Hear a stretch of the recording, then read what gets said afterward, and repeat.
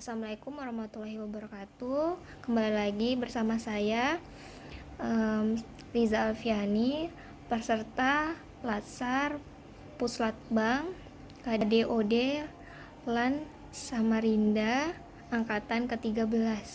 Pada video jurnal harian kali ini saya akan membahas tentang nasionalisme.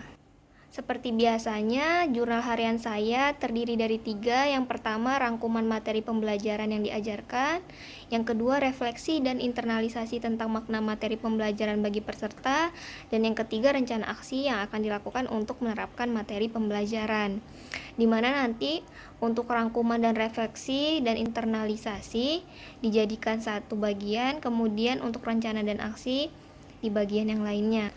Pada bagian rangkuman materi pembelajaran yang diajarkan dan refleksi beserta internalisasi tentang makna materi pembelajaran materi nasionalisme, yang pertama telah diajarkan pengertian nasionalisme. Nasionalisme itu sendiri diartikan sebagai sikap suatu bangsa yang menetapkan kepentingan bangsa dan negara di atas kepentingan pribadi atau kelompok, di mana kata kunci dari nasionalisme itu sendiri adalah cinta tanah air. Kemudian yang kedua yaitu ada definisi dari nasionalisme Pancasila, di mana definisinya adalah pandangan atau paham kecintaan manusia Indonesia terhadap bangsa dan tanah airnya yang didasarkan pada nilai-nilai Pancasila. Nah, setiap butir Pancasila mengandung makna terdalam dari perwujudan sikap nasionalisme. Kemudian saya menyadari mengapa saya harus belajar materi nasionalisme pada pelatihan kali ini. Dikarenakan bahwa setiap pegawai ASN harus memiliki nasionalisme dan wawasan kebangsaan yang kuat dan mampu mengaktualisasikannya dalam pelaksanaan fungsi dan tugasnya sebagai pelaksana kebijakan publik, pelayan publik, dan pemersatu bangsa berlandaskan apa? Pancasila dan UUD tahun 1945. Di mana juga ya, pegawai ASN harus memahami dan mampu mengaktualisasikan Pancasila dan semangat nasionalisme serta wawasan kebangsaan dalam setiap pelaksanaan fungsi dan tugasnya sesuai bidangnya masing-masing, di mana saya sendiri sebagai dosen.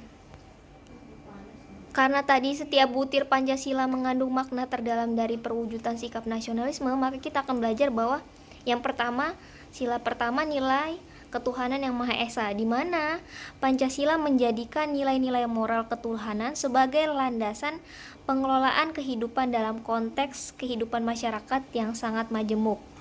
Contoh implementasinya adalah negara menjamin kemerdekaan masyarakat dalam memeluk agama dan kepercayaannya masing-masing. Nilai yang kedua yaitu nilai kemanusiaan yang adil dan beradab.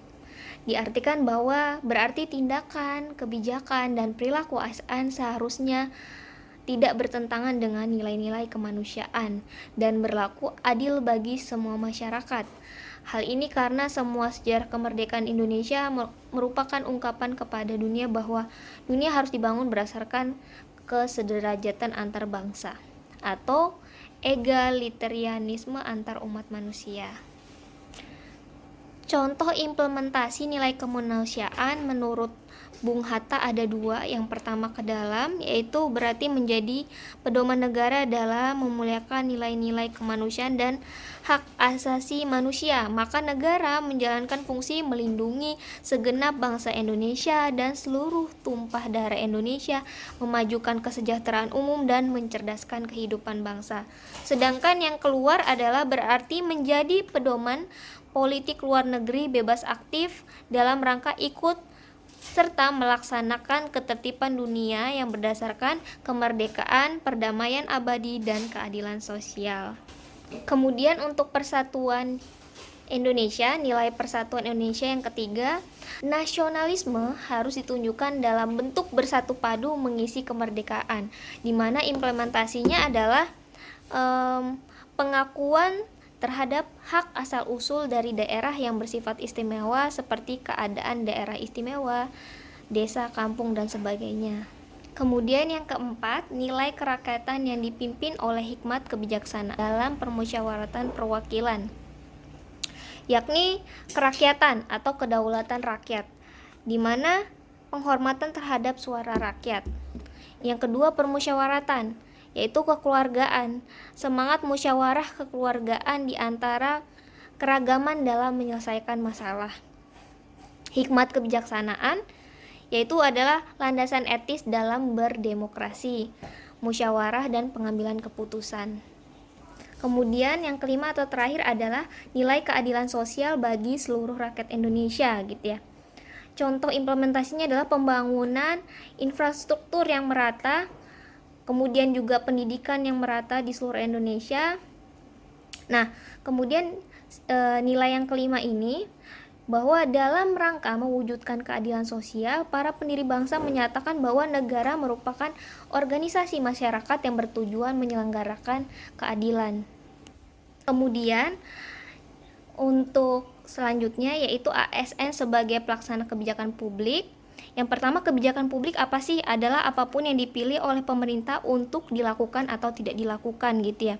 Dimana di sini ASN sebagai pelaksana kebijakan publik adalah aparat pelaksana atau eksekutor yang melaksanakan segala peraturan perundang-undangan yang menjadi landasan kebijakan publik di berbagai bidang dan sektor pemerintahan. Kemudian ASN sebagai pelayan publik, di mana apa sih pelayanan publik itu gitu ya. Pelayanan publik adalah kegiatan atau rangkaian kegiatan dalam rangka pemenuhan kebutuhan pelayanan sesuai dengan peraturan perundang-undangan bagi setiap warga negara dan penduduk atau barang, jasa, dan atau pelayanan administratif yang diselenggarakan oleh penyelenggara pelayanan publik. Nah, dari yang tadi saya jelaskan bahwa terlihat ruang lingkup pelayanan publik itu meliputi apa aja sih?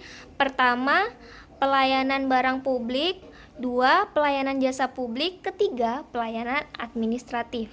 Kemudian standar pelayanan publik itu terdiri dari beberapa komponen yang terkait penyampaian pelayanan. Yang pertama itu ada persyaratan, 2, sistem, dan lain-lain. Kemudian untuk komponen yang terkait proses pengelolaan internal itu ada dasar hukum, kemudian sarana dan prasarana, dan lain-lain juga.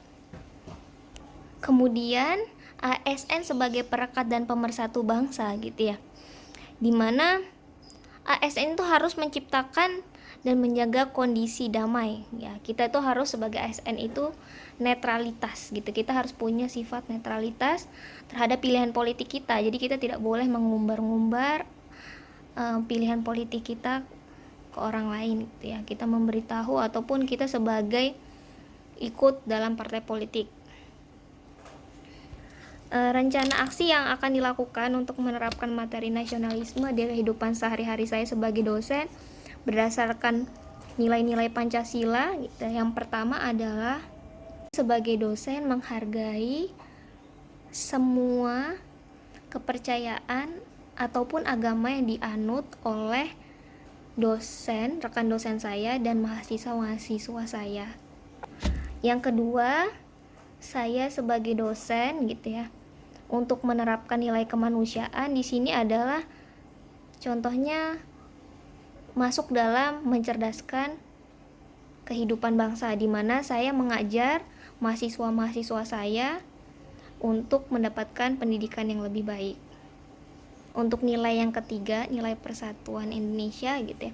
Saya sebagai dosen mungkin akan membagi kelompok-kelompok itu, kelompok-kelompok mahasiswa ya dalam mata kuliah saya, tanpa harus mengkotak-kotakan dia adalah ras apa gitu, latar belakang ras, suku, dan agamanya.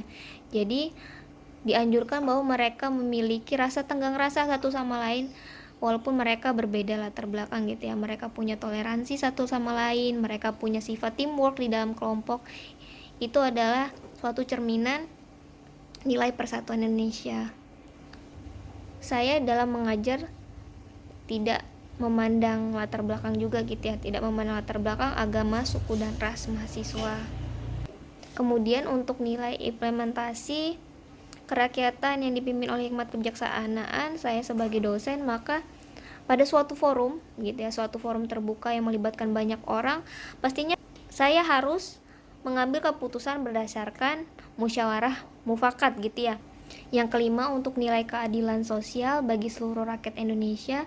Saya sebagai dosen sadar bahwa pada saat pandemi seperti ini, latar belakang mahasiswa saya itu beda-beda gitu ya.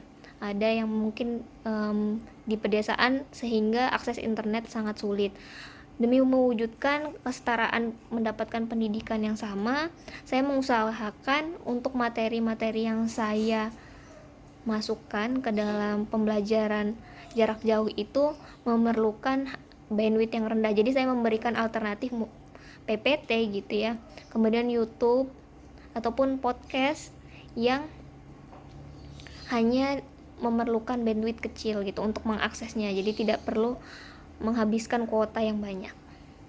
Sekian jurnal harian nasionalisme dari saya. Wassalamualaikum warahmatullahi wabarakatuh.